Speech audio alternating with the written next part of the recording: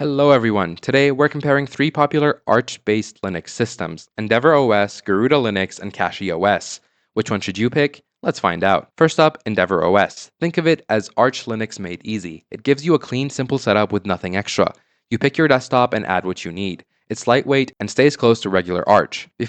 Perfect if you want total control and don't mind setting things up yourself.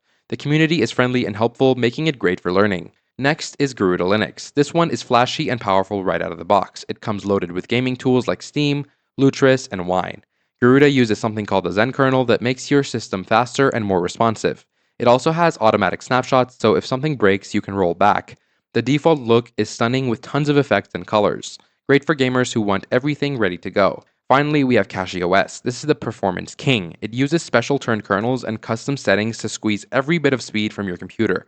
Boot times are faster, games run smoother, and the whole system feels snappy. CachyOS has tons of desktop choices and one-click buttons to install all your gaming apps at once. It sits between EndeavourOS and Garuda in terms of features. So, what's the difference? EndeavourOS is minimal and clean. Garuda is beautiful and loaded with features. CachyOS focuses on maximum speed and performance. All three use Arch as their base, so you get rolling updates and access to tons of software. Pick EndeavourOS if you want simplicity and control, choose Garuda if you want the best gaming setup ready immediately, and go with CachyOS if pure performance and speed matter the most to you. Thanks so much for watching. Let me know which one you'd pick in the comments below, and I'll see you in the next video.